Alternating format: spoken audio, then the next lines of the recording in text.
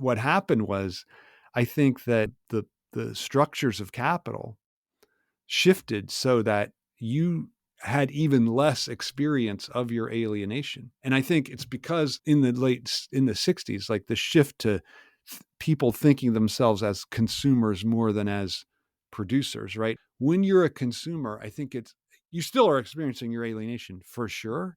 Like anybody that's gone into a store and been just like, I don't know. There's this great scene. I think the movie is bad and ultimately reactionary, but there's this great scene in The Hurt Locker where Yeah. Jeremy Renner's come back from the Iraq War and he's standing in a grocery and he's standing in front of a bunch of boxes of cereal. And he just is like, I can't decide between these. And he kind of collapses. And he's like, he could go defuse bombs, but he can't decide between cornflakes and Raisin Bran, right? And I think he is experiencing the alienation in consumption. But I think most of us who are so immersed in it don't experience that.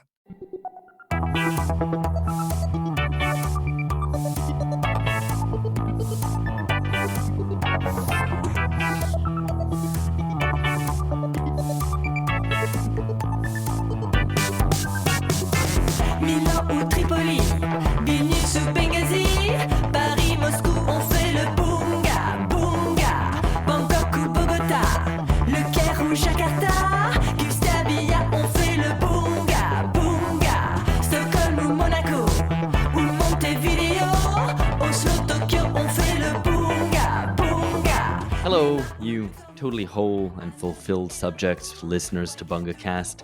Welcome back to the Global Politics Podcast at the end of history. I'm Alex Hochuli in São Paulo, Brazil, joined as usual by Bunga George, George Hoare, to give him his full name, calling from London, England.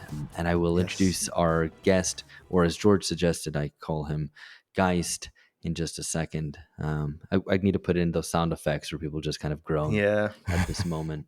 Today, we are welcoming back Todd McGowan, once again, who was last on the podcast towards the end of 2020. So it's been far, far too long. Wow, that was. I feel like I was here a much shorter time ago than that. Yeah, which must speak well of you guys. So I did. I felt like that's nice. Yeah. No, but the pandemic warped everyone's sense of time, and that was right in the midst of it. Right.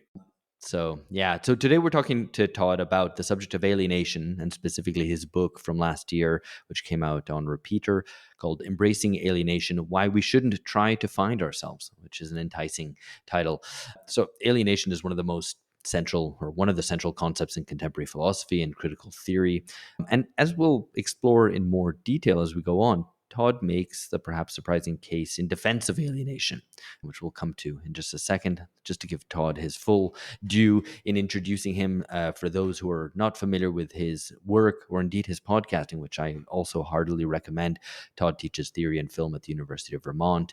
He's the author of Enjoyment, Right and Left, The Racist Fantasy, Universality and Identity Politics, and Emancipation After Hegel, which is the book that we discussed last time Todd was on, right. And we'll put a link in the show notes for people to chase that up. Hardly recommend that as well. He's also the co-host, as I alluded to, of Why Theory, the podcast with Ryan Engley, which I am a big fan of. I listen to it as often as I can, so I recommend that too. So welcome back, Todd. It's great to be here. I had such a great time last time talking to you guys. Excellent. George, I'll let you take it away.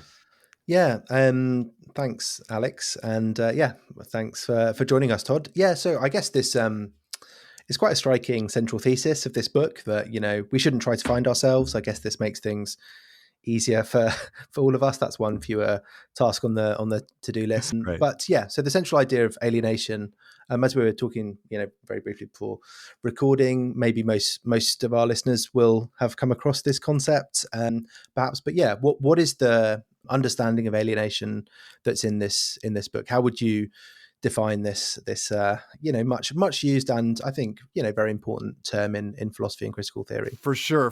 So for me, it's I bring together. I mainly am thinking about Hegel as in the background of this, and so for him, he uses both words, but there's two German words for alienation, just like in English we have estrangement and alienation. I think this is how they're often divided in the translation to try to capture this distinction in German, but.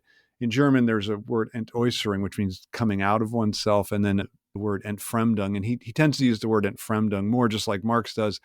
And I think that what I like about that that word in German. It also is, of course, captured in English as well, but fremd means foreign or distant. So it's about the kind of distance from oneself. And I really like that idea that alienation is about this self-distancing. And I think that in the background of that for me is the psychoanalytic idea of the unconscious, that if you believe that you have an unconscious, then you realize that you can never coincide with yourself, because your unconscious, it's not deep within you. It's instead always out ahead of you in your acts. And I think, again, to reference Hegel, I think he's a really important thinker because for this idea, because he sees the way in which what we do always goes beyond what we are, right? And I think that's one way I think about alienation, like that in our acts, we always experience our acts, and of course Freud makes a lot of slips and different acts like that, but even an act that we consciously intend, I think there's part of it that we feel like we went beyond ourselves. There's something in that is alien to us, and we're not even. And oftentimes it's especially the best things we do. We're like, wait a minute, that I don't recognize myself in that thing. Like a perfectly petty, selfish act, I can recognize myself pretty well in that, but the like a moral thing I do or something noble that I do, I think it's very hard to recognize yourself in that. So that's what that's how I see alienation, as this self-distancing, and then as it manifests itself in this break between conscious and unconscious, or in this distance between what I conceive of myself and then how I act.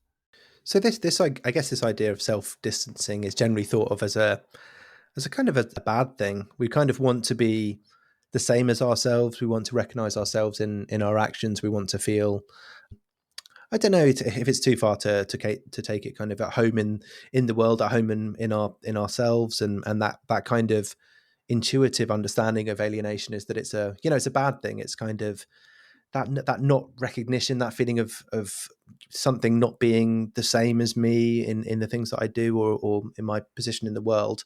But actually, the book doesn't really follow that kind of track. No, not at all. Right? No, I mean, it's exactly the thing I'm critical of. So when you were talking, I was just thinking of the way obviously there are certain kinds of meditation that would coincide with what I'm saying, but I think a lot of people engage in meditation to try to find some harmony or some balance. I'm a terrible insomniac. And so I went to cognitive behavioral therapy because they're trying to wean me off all these drugs that I take. And so I went to it, and I did meditation and all kinds of things. And at the end, she's just like, you're one of the 3% that it just fails on. So you go back on drugs. That's just what you have to do. So because I couldn't get to this kind of just whatever harmony or whatever that you're trying to achieve. So I think that's one of the ways you can kind of see this working. And I think people often think, like, if I can just find I think that a couple of words that would be sort of curse words from the perspective of the book would be like balance, right? Like I need to get a little balance in my life, harmony, or even a word that I hear people say a lot, like flourishing, right? Like flourishing, I think, is a word that people use a lot. And I think it again, it implies this kind of balance. No, I'm not out of touch with myself. I'm kind of I'm harmonious and I'm flourishing. And so those are all things that I see as problematic, because I think, for one thing, I think they're all unattainable. And I think the search for them is the thing that drives, this is basically the thesis of the book, that drives both our own, creates more problems for ourselves, but also is destructive for the society, and is, I think, in many ways, one of the engines behind capitalist oppression and different kinds of oppression. I mean, I talk about different kinds of oppression in the book too. Well, it's interesting because those terms that you use, the kind of, I don't know what you refer to them as, the kind of the bad words of the book, those don't seem all the same to me, because I get balance and harmony as a way of trying to keep things level, try to keep things contained, be in possession of oneself. Whereas flourishing to me has a different connotation. Obviously, it has a kind of more teleological one. It points to the future, about a different sort of society potentially, which might provide for flourishing, or indeed just a personal development, which might lead to flourishing. Yeah, Whereas the other one's all about holding things in place, like trying to that's make true. sure it all That's true. doesn't spin out of control. So it seems kind of different. They seem kind of different things. Yeah. Good point. And oftentimes, if I say anything negative about flourishing, that's the one thing people can get. They're like, okay, harmony, that's fine to attack, but don't attack flourishing, for God's sake. But so I think that, like, what's interesting about, I think you're right the way you put it. But what I would say is that that that ideal that flourishing is aspiring to is, in a way, it's futural, but it's kind of the same ideal that's implicit in harmony, right? Like, it's this harmony is in the present, whereas flourishing, I want to get to this point at which, oh, I no longer feel out of touch with myself. I no longer feel at a distance from myself. I can just, and I'm not against, obviously, like, whatever you like, creativity, these kinds of things, right? Like, obviously, but I just think that I guess my problem with flourishing is that it wants to have, say, creativity without the suffering that goes, the alienation that goes into it, right? Like, I guess that's why I put that among, no, you're right, what did I call it, the curse words, the bad words of the book, because of that, because it seems to imply a kind of overcoming of the negative. And I think this great line from Hegel from the preface to the Phenomenology of Spirit, where he says the life of spirit depends upon its tearing with the negative, right? And I think that really is, it's crucial to me. And I think that's, in a way, that's the inspiring line of the entire book. I think you can see that coming through in the book, that there's flourishing, balance, harmony, all of these things. I guess there's a static nature, or a kind of completion almost to these things. But anyway, not necessarily to get ahead of ourselves, because I guess probably most listeners will be coming at this being like, yeah, alienation is not good. So what would be your kind of sales pitch? I mean, I'm not saying that you're selling alienation. People No, already I mean, that's have it. fair enough. Like, I'm a anti-capitalist, so I don't ever try to sell anything, Yeah. including our podcast. Like, I believe, like, don't sell it. Let people not listen. But this book is well worth buying. I can sell it. I mean, you don't Okay, have to, you can sell it. Yeah, it's well worth pretty buying. cheap. That's what I like about Repeater. I have to say, it's pretty cheap. So, I mean, if people want to, you can all. I think most of my books you can freely get from thanks to Vladimir Putin. But it's maybe the one good thing he's done in human history. So, not that my books, but just a lot of theory books are available thanks to him. Big theory head, Vlad. Yeah, that's pretty great. Yeah, I think here would be my sales pitch. So, to put it in these terms, like, I think that every oppressive regime and every oppressive situation sells itself. So put the selling on the other side. Like, it sells itself as ultimately a panacea for alienation, a way to get out of it, like a way to escape. And I think that's what capitalism does. I think that's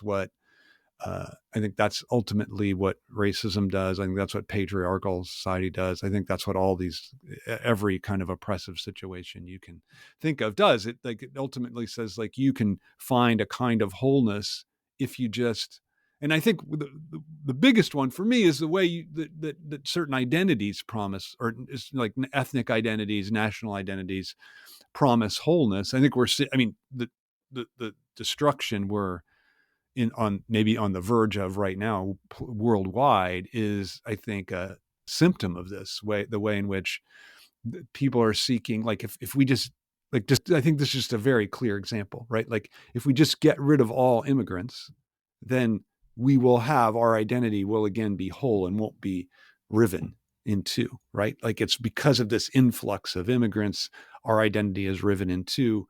Get rid of them, back to wholeness. So I really feel like that's, and then on the other side, on the positive side of alienation, because you're right, it's not just a critique of alienation, it's also pro-alienation. And I think what it does is I mentioned this before, like, I think all of our creativity comes out of our the way that we're at odds with ourselves, right? Like if we didn't have something gnawing at us, right? Like if something wasn't gnawing at the two of you, you wouldn't do this podcast, right? But something's gnawing at you about your situation. And so Normally my that's why you co-hosts, actually, yeah. okay, there we go.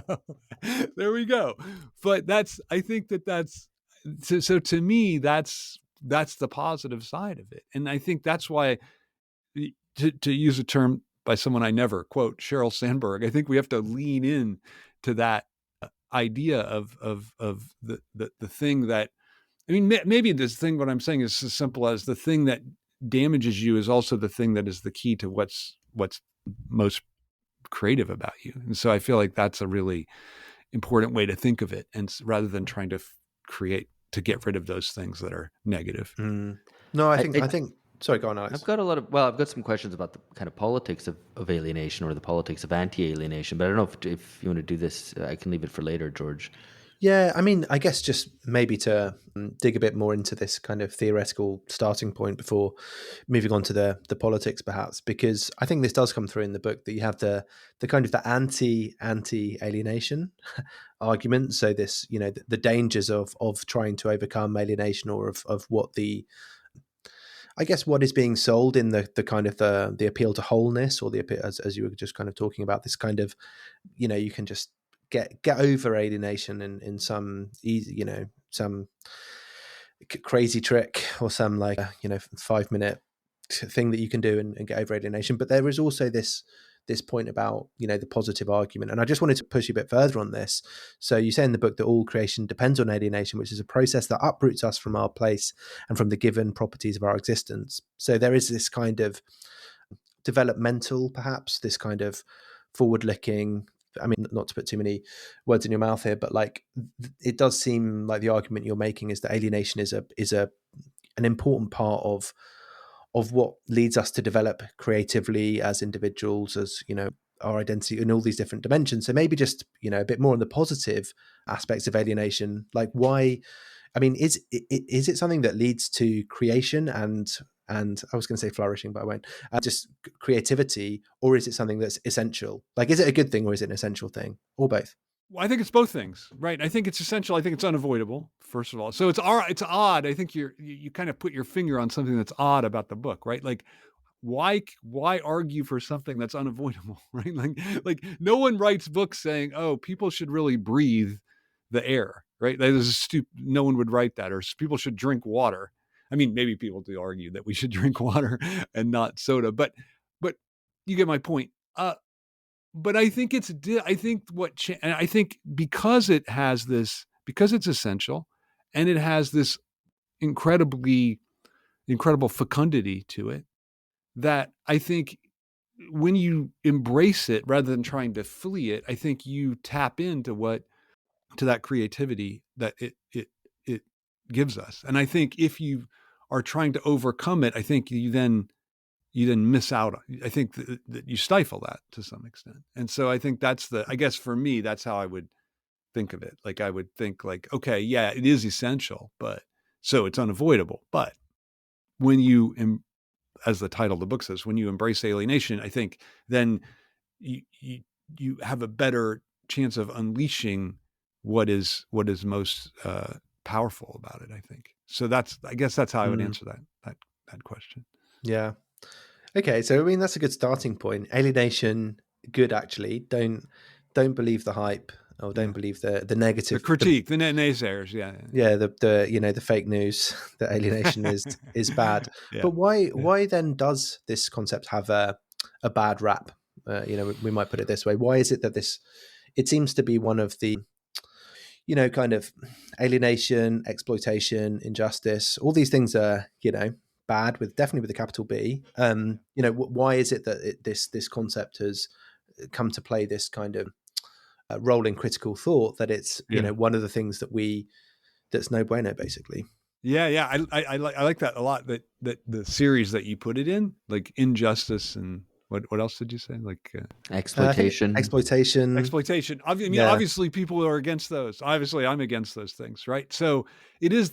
So I think it's like in that series, and yet it's like one in the series, but yet it doesn't belong to the series because I think what's different about it, and I think, so to my mind, exploitation comes from, it's driven by, and injustice too, by, can we over this effort to find a way to overcome alienation? So that's how I link those to these other.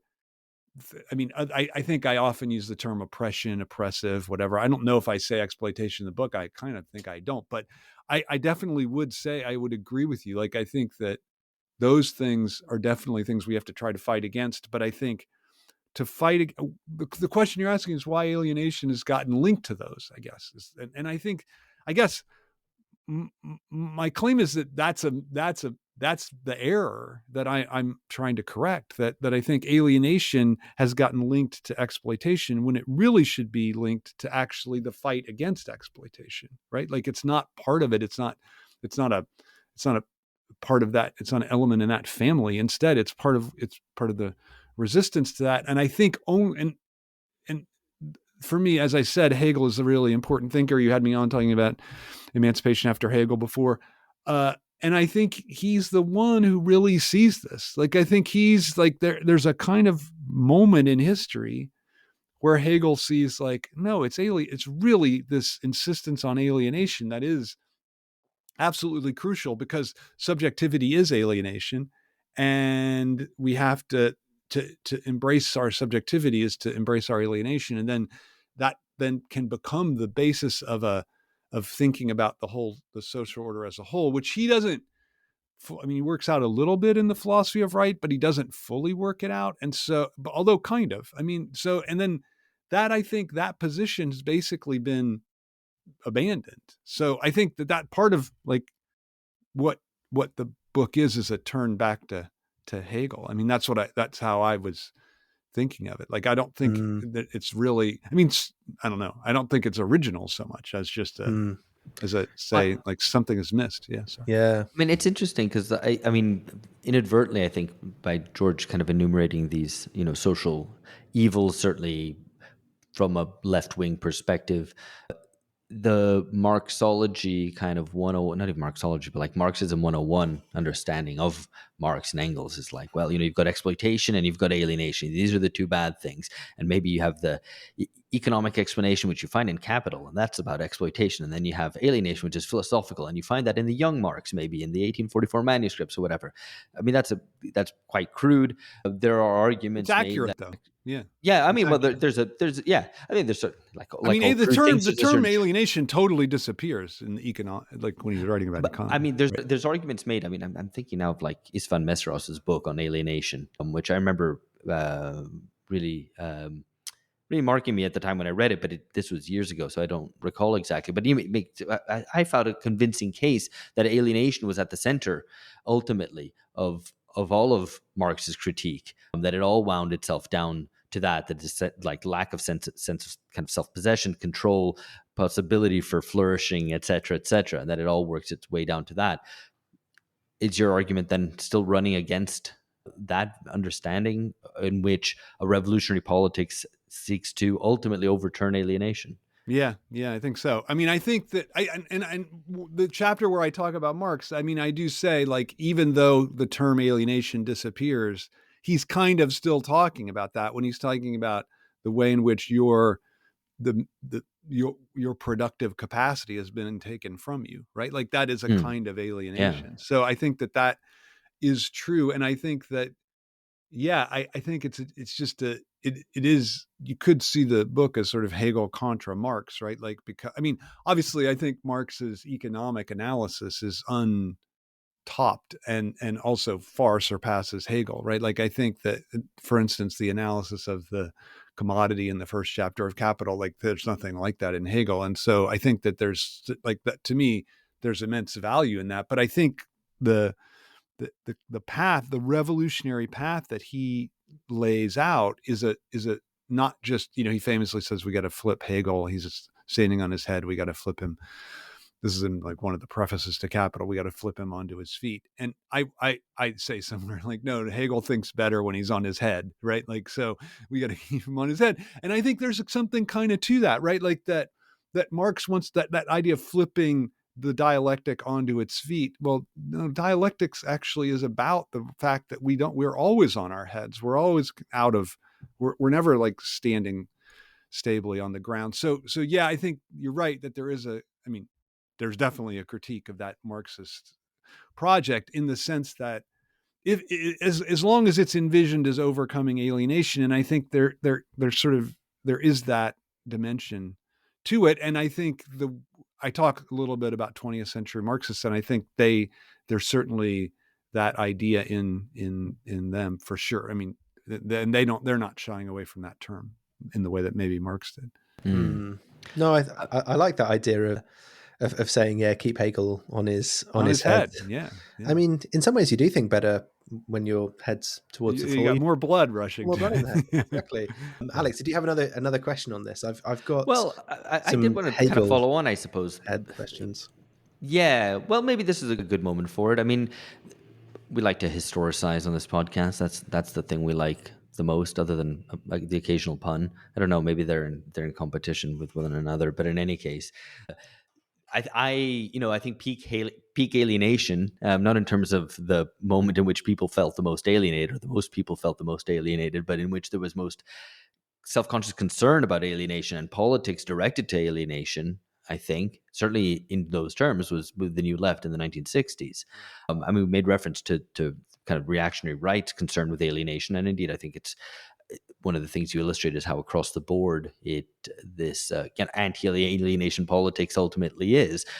I think maybe there's a kind of form of very sort of ascetic neoliberal centrism, which doesn't promise you anything, which is okay with alienation, but anything to the either side of that is concerned with alienation. Anyway, we talked a little bit about the right. Now to talk about the left. How do you read the way that politics wound its way out? Because it was ultimately a reaction against the big corporate monolithic structures of state and private and state structures, which were impersonal, which didn't provide for intimacy, which didn't provide for self-expression, which were therefore alienating. And they sought to pursue the construction of a new sort of politics, a new sort of society, which would allow people to have a more intimate connection, have intimacy in public, and indeed break down public and private in a way. Obviously, looking back, we can read that and understand that as having played a role in the creation of neoliberalism or of cultural capitalism, or however we wish to term it. People differ on how responsible to hold the New Left for neoliberalism. But anyway, I don't propose that we resolve that here. But what I am interested in hearing from you is whether you find that is the sort of anti-alienation politics that we should be combating. Absolutely. Yeah, absolutely. So like Herbert Marcuse, I like Herbert Marcuse, and he's a Marxist, and it's an odd thing that happened to him because he wrote a great book on Hegel called Reason and Revolution, right? And so you would think, and he wrote his doctoral dissertation on Hegel, which is under the influence of Heidegger. So it's almost understandable because it's trying to bring together Heidegger and Hegel, which I would claim can't be done. But anyway, he's a very Hegelian Marxist. But I think just like you're mentioning, the New Left, like his influence on the New Left was really prominent, I think. And I think the book, One Dimensional, both the books, his big books from the time, Eros and Civilization and One Dimensional Man, are really books about how do you overcome alienation. And so to me, that's the target. And I think, you're right that there's been a lot of critique of that, of the New Left, and there's been a lot of different kinds of ways to respond. But I think that hasn't been a critique, interestingly, right? Like it hasn't been, no one has said like, oh, wait, maybe the problem was this attempt to overcome alienation in the first place. Like that was really the problem. No, the problem, it gets thought of in cultural terms, right? Like, oh no, it kind of contributed to this cultural kind of shift that really was conducive to a new development of capitalism. And as you pointed out, I mean, this is a very common argument. A lot of people say it. But to me, that's not what's really interesting or even I mean, I guess it's problematic, but I think the idea of overcoming alienation, and you made this point about like bringing the private into the public, right? And I think that's a really, to me, that's a real, that is like the real sin of that position, because Mm, I think that the way in which the pub, as you know, from the last chapter of the book is all about defending the idea of the public area, the public sphere, and linking it to alienation. And so I think when the private overcomes the public, then that's when alienation gets effaced. And so I feel like then you lose that. If you feel like you're just a private being when you enter into the public, then you don't feel that alienating sense of the public, which I think is what is constitutive of the public. So I guess mm. that's where I really see the problem with that Well, I mean, so historical movement. we recently read and discussed on this podcast in the reading club that we do, Richard Sennett's The Fall of Public Man, and that is an argument really for alienation in the way that say, well, you actually do wear a mask. Don't bring your private self into public. In Yeah. fact, public intercourse is far more flows much more freely, and there provides the conditions for a sort of freedom much more than seeking intimacy in public. In fact, it's, I mean, the argument that you're making as well about alienation, about trying to find this wholeness, actually leads to a lot of quite reactionary politics. Can I just say, I think Sennett's a remarkable thinker. Yeah. I mean, I don't usually think sociologists are, but I think he's a remarkable thinker. Yeah. Yeah. Yeah, no, I mean, and it's a brilliant book to revisit, and its insights have been ignored, I think. I think so. You know, Yeah, I saw him. It's interesting. I saw him a couple years ago, maybe during the pandemic, on a German YouTube thing. So it was really, I mean, he doesn't speak German, I don't think, but he was being translated, but it was pretty, so it was interesting. They had to go to Germany to get an audience, not you're right, in the right. US. Yeah. And Germans are much more protective of their privacy, so maybe there's a Right. reason for that. Maybe he fit more with that. Yeah. But in any case, I mean, so he writes this book in the 70s, and Yeah. it's kind of ignored, really. And I'm not saying the book's ignored because it's recognized as a classic of contemporary modern sociology, but it's not like its insights are taken on board, other than maybe by a kind of a right-wing backlash to the new left, which says, well, just shut up, keep your feelings to yourself. But I Right. don't think that's a very productive, ultimately Right. productive critique, not least because the right today is all about feelings themselves. That's So, right. That's right. But what I want to know is what happened to alienation. There was this concern about alienation in the 60s. It was self-consciously about alienation, and it disappears. And I don't know Yeah, if you I have a think that- historical account of this trajectory, why Yeah, people stop caring about it.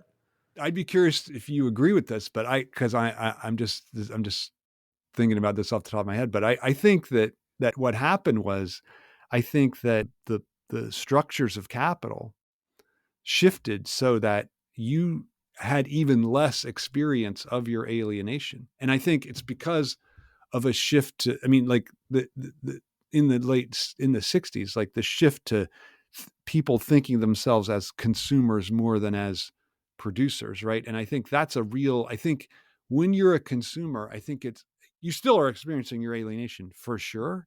Like anybody that's gone into a store and been just like, I don't know. There's this great scene. I think the movie is bad and ultimately reactionary, but there's this great scene in The Hurt Locker. Do you know this Catherine Bigelow film where Yeah. Jeremy Renner's come back from the Iraq War, and he's standing in a grocery and he's standing in front of a bunch of boxes of cereal, and he just is like, I can't decide between these, and he kind of collapses. And he's like, he could go defuse bombs, but he can't decide between cornflakes and Raisin Bran, right? And I think like so I think that he is experiencing the alienation in consumption. But I think most of us who are so immersed in it don't experience that. I mean, I think it is interesting.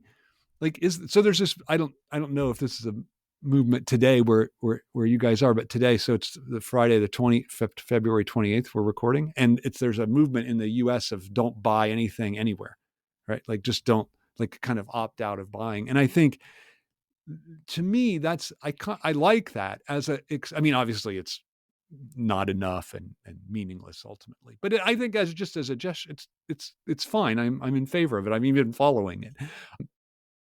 until I get really hungry tonight for dinner, then I'm gonna violate it, go to Chipotle. But I I think like that it's that's one way maybe of people experiencing their alienation as consumers. But I think it's much harder. Like I think when you're at the factory and you're identified with that, it's not that people aren't still at a factory or still working an office job that's mindless. It's that you don't think of yourself there. You think of yourself like I'm this person who drive whatever Bimmer or whatever, like that. So the shift of how you conceptualize yourself is, I think, responsible for the fact that we don't experience that alienation isn't seen as a problem today. That's what I would be Mm.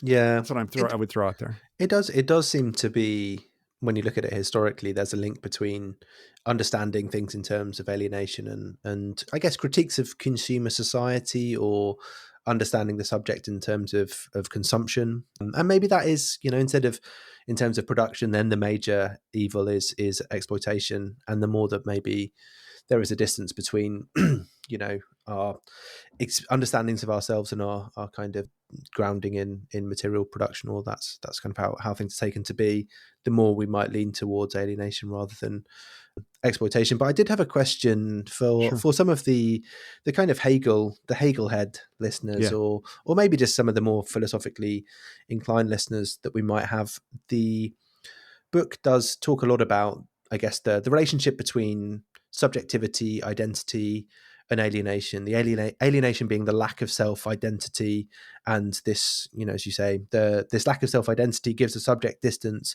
from the conditions out of which it emerges. And if I am not identical with myself, if I'm at odds with myself, then I cannot be completely determined by external forces. It gives that kind of that ability to develop and to determine identity through subjectivity. Or maybe Or that's maybe. to break from your identity, right? Like I Mm, think that's for me what's important is that you like identity to me is always given externally.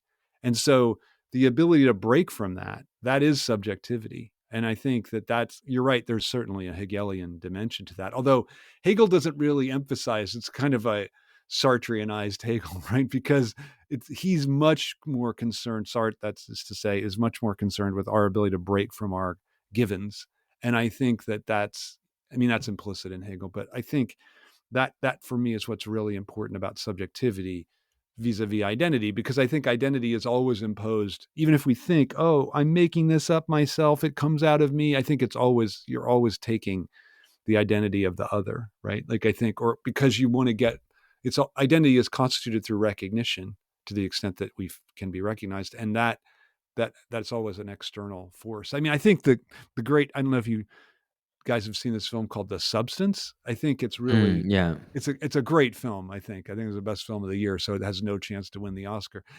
But it really is about this exact question. It's a feminist film too, maybe mostly, but it's really about this exact question, like this divide between symbolic identity, which gets recognition from the other, and then subjectivity, which is just the struggle with like, I don't have any recognition at all. And I'm like, what do I do? And I think I'm not sure if there's been a film it literalizes that divide. That film does. And so that's why I think it's really pretty great.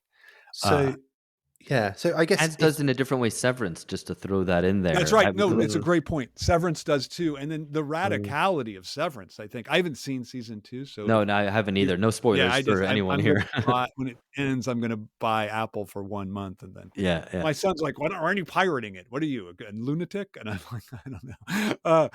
But, I think, yes, isn't the great thing of the way Severance ends in the first season is that it's the ones that are alienated, in the internal alienated beings, that revolt, and the ones that are outside that have their symbolic identity that are more of a whole, one might say, they're not only do they not revolt, they want to squash the revolt Mm. of those the Yeah. ones that Yeah, are the this is alienated. functional for me. I like having this alienated Yeah, person I up want there you in working. Yeah. there. Right. That's why the one woman tries to kill herself, and her other being is like, you're stop doing that, right? Like, so I think that's pretty great about the way that a I had that been come out when I wrote the book. I don't think it had, because it would be inexcusable that I didn't have that in there, because it really shows the way in which the alienation and they all come to grasp their alienation inside, right? And then that becomes the engine for their revolt. So I think that's Yeah. really important.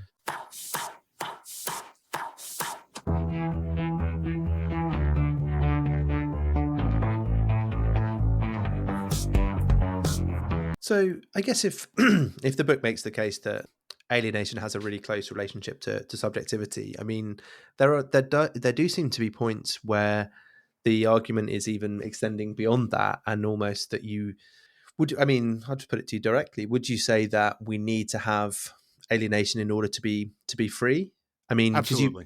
So Absolutely. can Yeah, you yeah. yeah We are make this case for our listeners? okay, good. Yeah. So insofar, like for me, as I just said, like I think symbolic identity is always unfreedom because it's always given externally, right?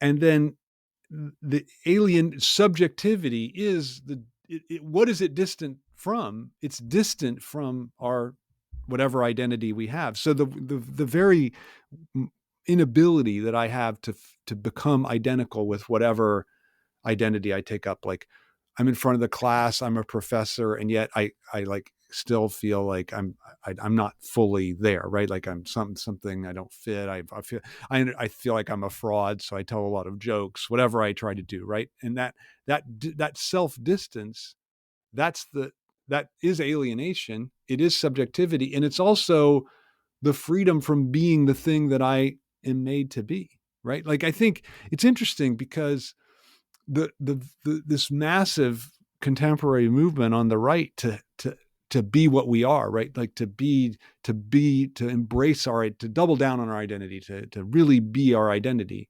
Like to me, it's odd because the right is also ostensibly the champion of freedom, but identity is unfreedom to me. Like identity is the absolute, it's giving up on freedom because it's saying I'm willing to be the victim of tradition, right? Like that's what I'll just make myself into that. Like I'll just be what the tradition made me. I mean, obviously no one can do it, but if you could do, like, if you could really be an identity, you would just be the victim of the, Marx's great line of all the weight of all the past generations weighs on the living, weighs like a A nightmare on the nightmare. brains Yeah. of the living. Right. I forgot it. Yeah. I think that's right. Right. Weighs like a nightmare on the brains of the living. Yeah. So that I think that's true. And that's what tradition is. It's like this nightmare that's weighing down and eliminating our freedom. And so alienation is precisely what gets us out of that weight of the dead Well, generation. it's interesting. I mean, this might be thinking along the wrong lines here, but it's to provoke the thought that, if we're trying to trace or kind of in some way historicize alienation, and in terms of an actual affect, it's not really an affect, but anyway, as a condition, that its kind of concern with it has slipped away as we don't even recognize our alienation anymore. And it's interesting to think about identity, where identity in its kind of, I guess, like 90s guys, maybe a kind of a line from the 70s through to the 2000s or something like that. Identity was about play. It was like this typically postmodern kind of idea of being all these different things and whatever. You're no longer determined. It's against determination. And now identity is, I would say, 90% of the cases about essence, about determination. And that change itself, I think, tells us something. I don't know what that something is. No, but I it's think revealing, isn't it? Like even what I think both of us, all three of us, would consider like leftist movements that we agree with, a lot of them take their energy from like identity, right? Like I am this, we have absolutely, to yeah. affirm this identity. And I mean, I'm even supportive of it, but it is like, I just wouldn't put it that way. like for instance, like the marriage equality, whatever, however it gets put wherever around the world. Here it was like gay marriage, but in France, I think it was mariage pour tous, right? Like whatever. But it always was like, I was born this way, right? Not like, oh, why wouldn't it be like, oh, this is just my free choice to like enter into a gay union, and that's the why but it was never put that way. Instead, it was like, this is my identity, right? And I understand strategically, maybe it had to be done that way. But I think if it even started out as strategy, it's now become encrusted in, like, that's just the way people think about themselves, right? And I think that's true across the board, right? And I think that's one reason why class doesn't have a hold on anyone, because no one can think of a class as a encrusted identity, right? Because anybody can slip out of it, right? Like anybody can Yeah. climb out of it. Unlike whatever, like, I mean, it's true. I mean, what's funny is that's true about every identity, right? Like, it's true because, like, like there was this famous white person in the U.S., Rachel Dolezal, yeah, yeah. Dolezal, yeah, you know it better than me. Who like, she's a white person who like became black person, right? And she now, I think, still wants to say she's a black person. So it's really interesting, right? Like, every identity is as elastic as class, but Well, I think yeah, that was, and that was the, as some scamp remarked, that that was the one identity. Race is the one thing you can't be trans about, but transgender is fine. And I mean, there's all these kind of incoherences and but inconsistencies. no, it's true. But don't you think it's even interesting about trans? It doesn't even get articulated as transition. It's like, it's not. Yeah, it's who you really are. Yeah. You can't even say like that person, we need transition care for that person. It has to be gender affirming care, right? As if you're back to what you really are, right? And so I think it's like, to eliminate to me, that's one of the most fascinating ones, right? Because, like, why wouldn't it be like, I'm transitioning, like I was this thing, and you can't even say like, oh, like, you can't even put it that way. Well, yeah, Like, I'm seizing upon all the technological, medical possibilities that our age has to offer, and our social possibilities of being whoever you want to be. Right, There's be a kind of whoever you want to be. there's like a liberatory story there, which Right. you could Why not? tell. Why not? Right. In a kind of emancipatory way to put it, but it never gets put that way. It's interesting. Like, the country that does the second most transitional surgeries, you know what it is? Is It's it Iran. Iran? Yeah, It's yeah. Iran. Yeah, it's Iran. So it's a fascinating, when you think of it that way, then I think the way in which identity is like this encrusted thing becomes really evident across even what seem like, or what are, I think movements we would agree with, I think, that are leftist movements, but they've been kind of, to my mind, so driven by identity as a thing fixed. And you're right, it's such a contrast between when I was a kid, like, it was all about this. I was against that too, but all about this play of identities, right? But now it's like, identity has to be this fixed thing. And I think both are different ways of fleeing from our alienation from our identity. Sorry, you are not that thing, right? Like, like that, like, I often, in front of my class, I'm like, oh, I'm a person more or less heterosexual, right? Like, because I'm not that thing. Like, I'm not, like, I've experienced desires that do not coincide with that thing. So I think that is just absolutely crucial. And that's what, one of the things that motivated me to write this book, really. So I guess to summarize so far, or to pick out some of the key points, alienation being a lack of self-identity, it gives us space for the development of subjectivity and perhaps some of the challenging of the unfreedom of identity. Yes. And also leads to this kind of creative process, which is driven by non-self-identity. But I guess I wanted to ask you about the dangers of trying to overcome alienation, because I think, as much as there is in the book Embracing Alienation, there's also the subtitle why we shouldn't try to find ourselves. So what are the I was going to ask, what are the like top 3 dangers of trying to overcome alienation? Because you do say to believe that we exist prior to our alienation is to succumb to a nostalgia for an origin that never existed. Is it this nostalgia for an origin of wholeness? Is that the only danger of trying to overcome? No, I think the dangers watch are outs? Yeah, I think they're legion. I will say that it was some editor at Repeater that they didn't like my subtitle, so I got that subtitle. So this is a product of a negotiation. that I lost, but I don't even remember what my original one was. So I'm fine with it. But I will take up this. That should be in the background of the question, that I don't deserve credit for this, which I think is actually a pretty good subtitle. But I don't deserve credit. So I would just say that, okay, yeah, this image of lost wholeness. I do think, and it's kind of what we're talking about, these different leftist movements, right? Like that when you frame an emancipatory movement in terms of overcoming alienation or getting rid of alienation, then I think what you miss is the way that emancipation actually works. And so then if the movements succeed, I mean, I think it's a barrier to helping them succeed, but I think if they succeed, all the worse, because you've actually you've added to the oppressiveness of the situation. Like the more you're envisioning yourself as identical with your identity, to put it in a not really poetic way, then the more you're again in this position of unfreedom and missing out on what I think of as emancipation. So I feel like that's a huge, to me, it's just a huge cost for not embracing alienation, for trying to find yourself. Like it's again, it's both personal and it's psychic and it's societal. And I think that's one of the things I was trying to do when I wrote this, was to try to do both of those things at once, not, all right, just write like this personal thing about people, subjectivity, and also not just write a book about politics, but try to see how those two things are linked up.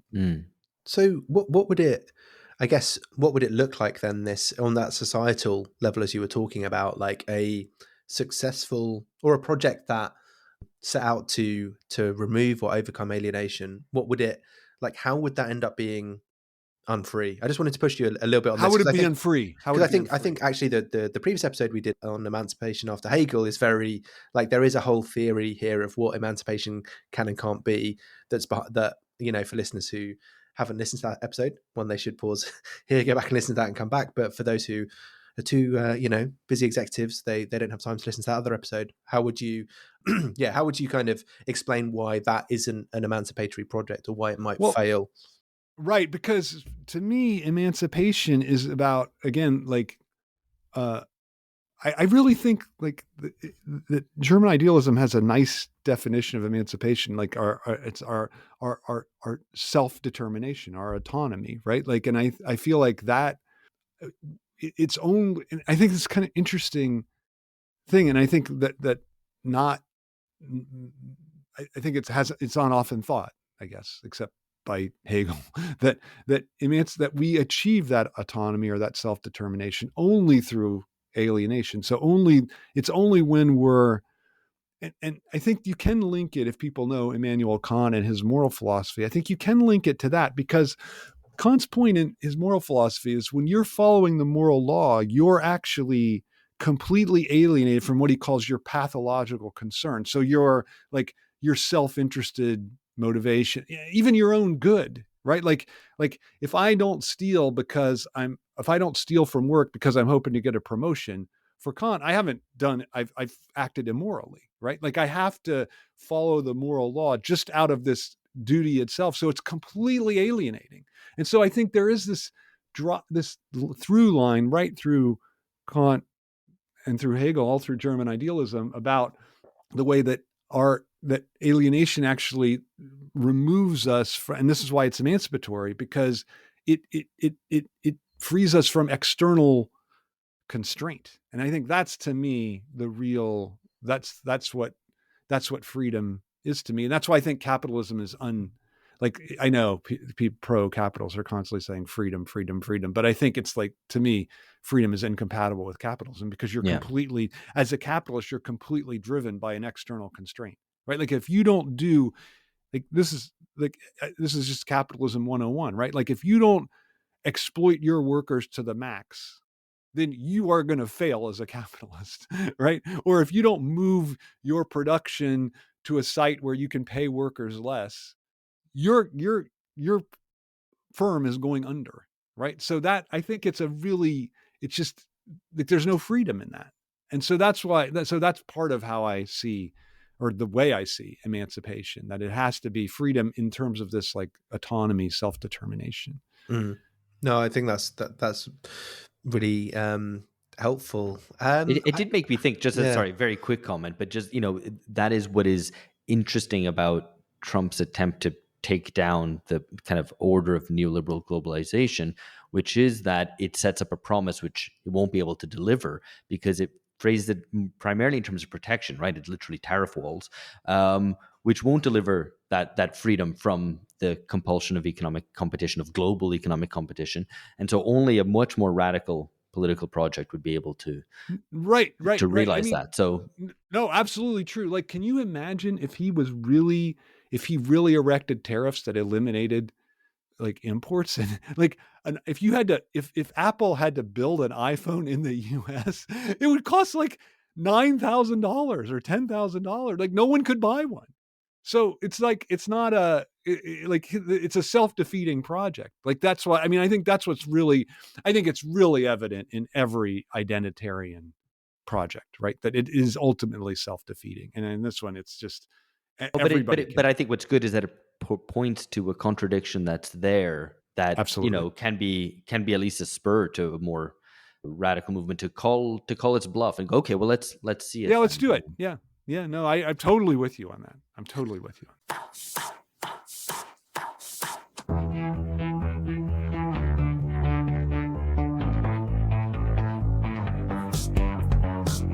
Yeah. So if listeners have been following along and maybe they've departed from their kind of more Marxist understanding of alienation and embrace what you're sort of saying, Hegel on his head version perhaps, and they're kind of, yeah, okay, I kind of buy this. I'm more pro alienation than I was before the start of this episode.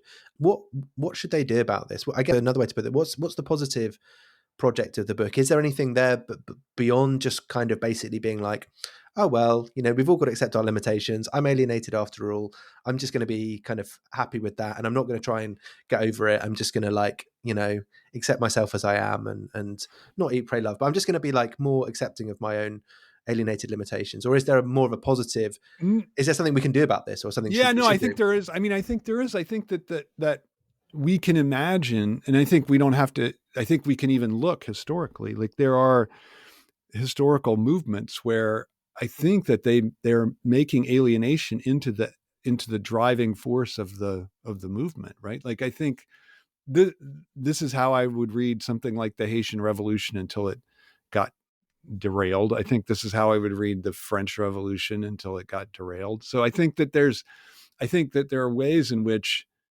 it can.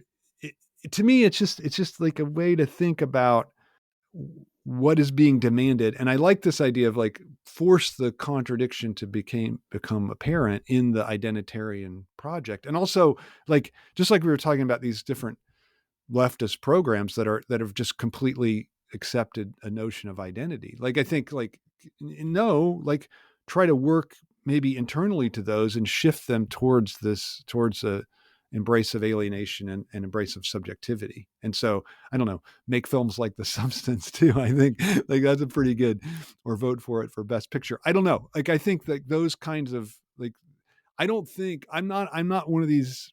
I mean, I know you two aren't either, but I don't think you can. There's no like individual change with that doesn't imply and require a collective shift as well. Like I don't think you can separate those two things from each other. But I don't think you can also put out.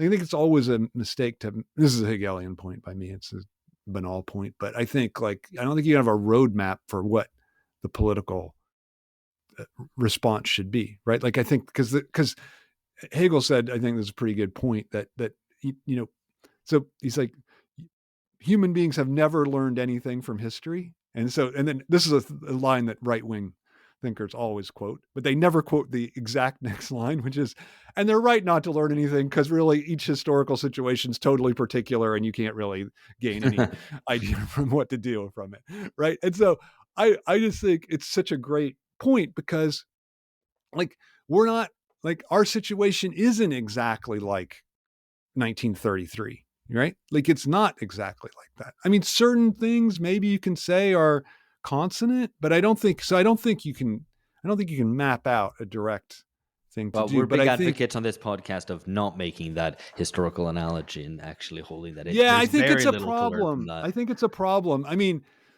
I think little parts you can make, like, you know what I'm saying? Like little things you can say are So that could be connected. said for so many different periods as They well. I mean, could our be. I mean, period is a bit like it's a pre-1848. It's also kind right, of right, like exactly. the And I just think, 1970s, etc.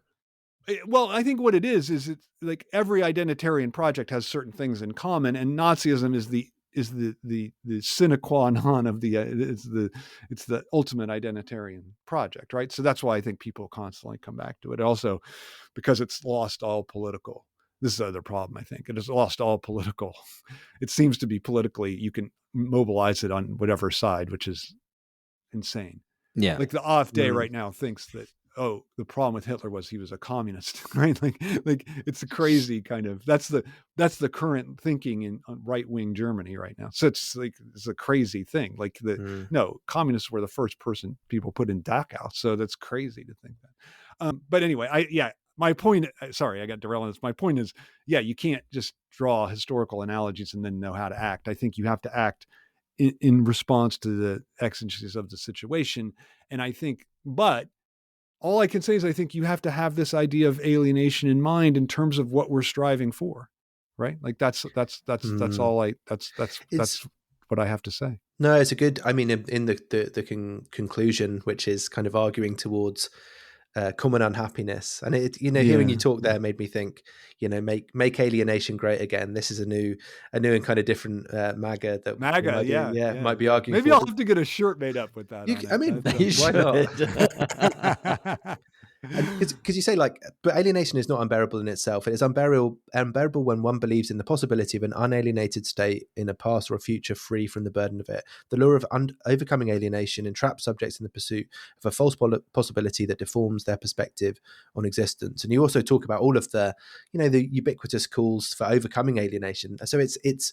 I mean, I guess that this is basically just to echo your point. Like there isn't an easy, here is the positive project. It's like Well, actually more here are the dangers of like, yeah. it's not, yoga's not gonna save us all, or kind of meditation, as you say, and finding that perfect job.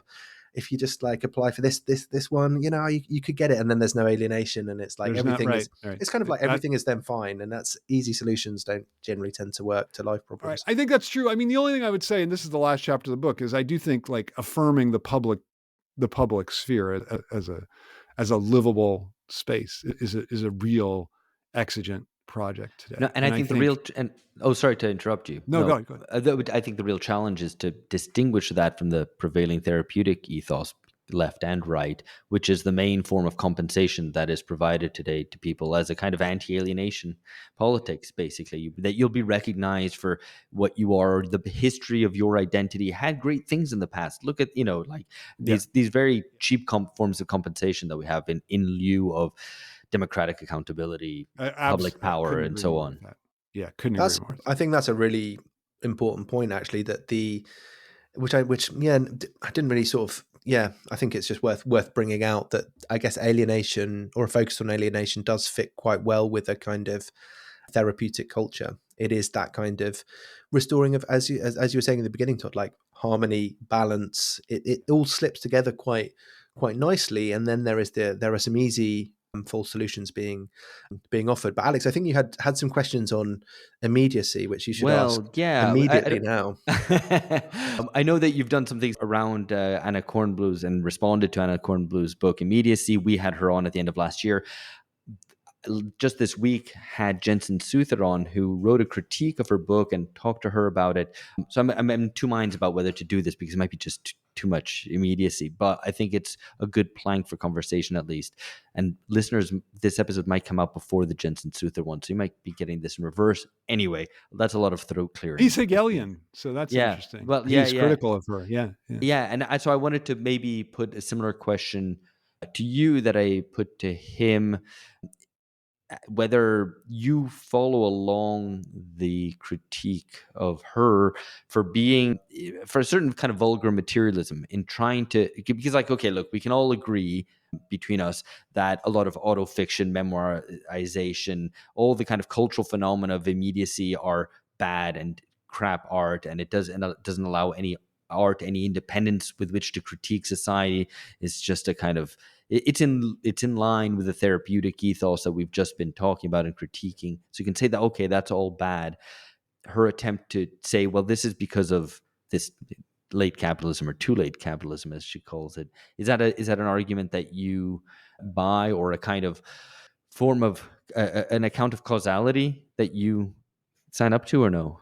Yeah, I mean, I think she's more of a good Marxist materialist than I am. So yeah, I mean, I don't resist it, but I guess I'm not that invested in that, in the causality of it. And I think, um, I do think though, I think she's onto something though about the link between immediacy and the form that capital has taken today. So I don't necessarily have a problem with it. I just think that, I guess all I would say is that I'm not sure if we kept the third person narrative novel that would be some kind of that would alleviate the problem of immediacy, right? Like, I think, in other words, I think you could write so this isn't really, I'm not answering your question at all. I'm taking it into a different direction, but No, I no, but think, it is. It is.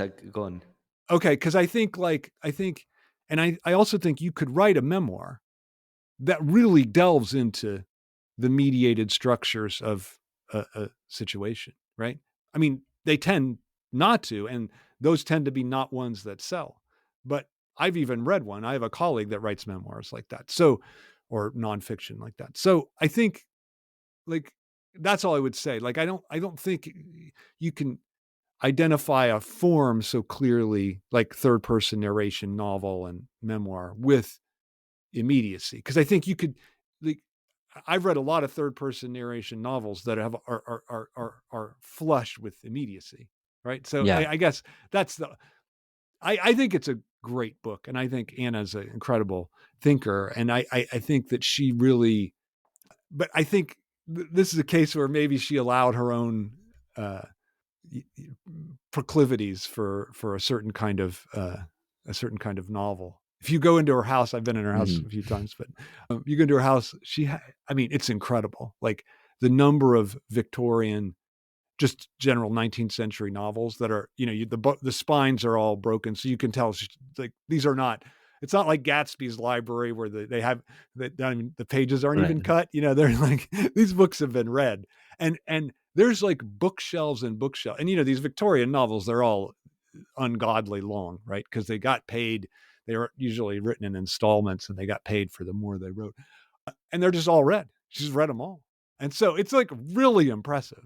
And I think that, so her proclivity for that, I think, did inform her. But I think in general, I think her point about immediacy is just right. I think it's right. I mean, I think the thing she classifies, I think, is certainly a real phenomenon now. My instincts are kind of retro modernist, even if I can't philosophically justify them. I know. So, Well, that's an interesting thing. It's an so interesting like, thing. She and I have a kind of a thing about modernism, right? Because, like, my question for her was, where does modernism fit in your critique, right? Because modernism is not immediate at all, right? Like, if you read a Virginia Woolf novel, like, I just taught Mrs. Dalloway, like, Mrs. Dalloway is a novel of mediation, yet it's first person. It seems like, it's like, it's in the consciousness of the character. It's not a memoir, but it's kind of close. So where does modernism fit in that divide? And I think that's just interesting. I just had that as a question. I always ask that as a question for her, and she's good about it. I mean, she just says, of course, modernism is doing is about mediation. I mean, she's not. She's her answer is smart, but I think, like, there are these gray areas where, okay, is that, it's in a form that she might want to reject, but it's showing mediation nonetheless, right? yeah. Well, I mean, and I mean, just to kind of foreshadow, Jensen's argument was for an imminent critique of immediacy, trying to find the kind of truth in it as much as the falsity, and not to just counterpose it to the good old modernism of the past, which did art in the right way, and now Yeah. our Although fallen it's for her, times, it's not the good which old. I instinctively fall into that trap. I I have to know, admit. me too. I mean, I have to say, I understand that's a good Hegelian response by him, and I understand that, but I have to say, I'm pretty sympathetic to her. Just I like what I like about her writing is that she's just not afraid. You know, she'll just like annihilate these things that are like cultural icons without any like. I think if she did what Jensen suggests she did, then it would kind of redeem the object that she doesn't want to have redeemed, right? Like she's a committed Marxist, and she thinks like and a cultural one, like a Lukácsian one, and so she thinks like let's like if we're invested in that form, then we're headed in the wrong direction. So we got to change the form. So I think the really didactic dimension of that book is absolutely necessary to it. So I mean, I get the Hegelian critique, like find the truth within the lie, but I don't know. I have a certain fondness for that book and for that the way just the willingness to engage in a polemic in an area where most people won't. So Yeah. and offending people, like that book offended people, and I think that I like that about it. Well, they're I wrong. think Yeah, that that's they should be offended. people should be offended. Yeah, I mean, good. I think it's a good thing that people, because there are real arguments, and I think I'm just reading this thing about how Elon Musk has 13 children, and no one on the left, at least the American left, brings it up because they don't want to seem offensive to people that have I'm like, no, just bring it. He has 13 children with a lot of different women. Like that should be a thing. Like don't be afraid to be offensive. Like I think I think she's not afraid to be offensive, and I really appreciate that about the book. So, I mean, I had a final question, which might be just kind of too big at this stage to throw this in here towards the end. But it was about Yeah, critical theory again. I Yeah, think it's should we worth do this? asking. I mean, Okay, let's try I it. can ask it if I can start and then you can finish the question, because I guess like we've been talking about critical theory here. Obviously, mainly your book, but a bit of other critical theory as well. But what is the not to say what's the point is too harsh and even a little bit in fact rude, and so I don't want to put it that way.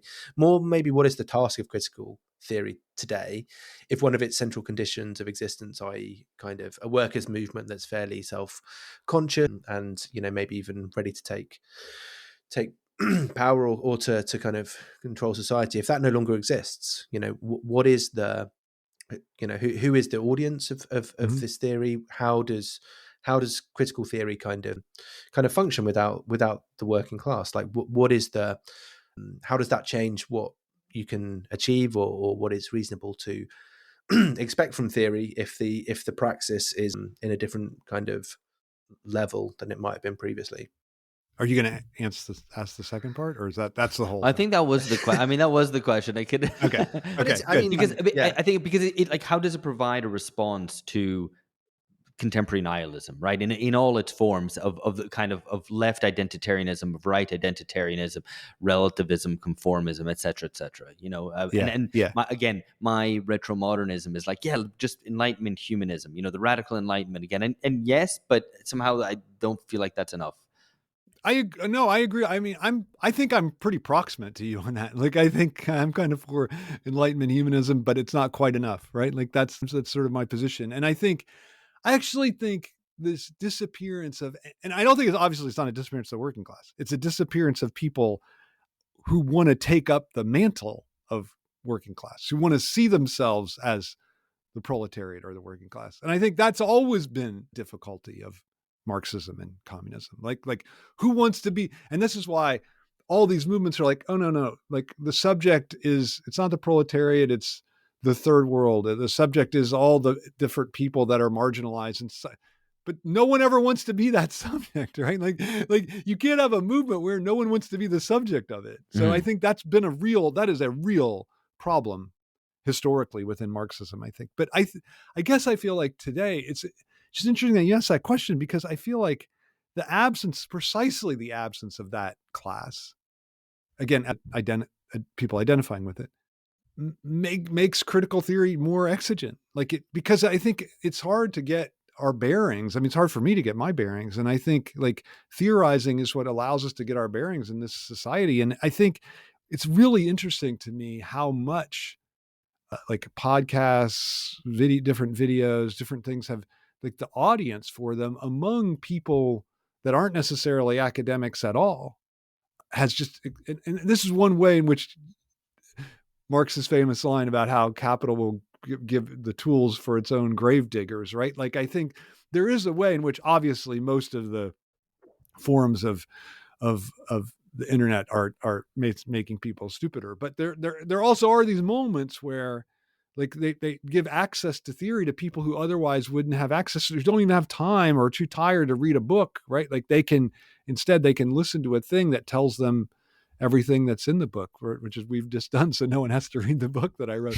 So which is fine. Like I think that or they can get it from Putin, as we were saying. But I think like even that, right? Like even that, like there are theory books that are available for people that otherwise they couldn't afford them. They wouldn't be able to. So I just feel like there is, and this kind of, you mentioned Why Theory, the podcast I do, like the number of, like, we're just always, when we get the little thing from Spotify about how many people listen, we're just like we're like, we don't even believe it. We think they must have made some kind of mistake. So that I feel like it's not us, it's not Ryan and I who are doing something great. It's just I think this appetite for theory. So I think, and for getting a sense of what's going on. So I don't know. So I feel like the opposite. Like I feel like less today does theory has to justify itself than ever, because the situation is so horrific and confusing, right? It's confusing.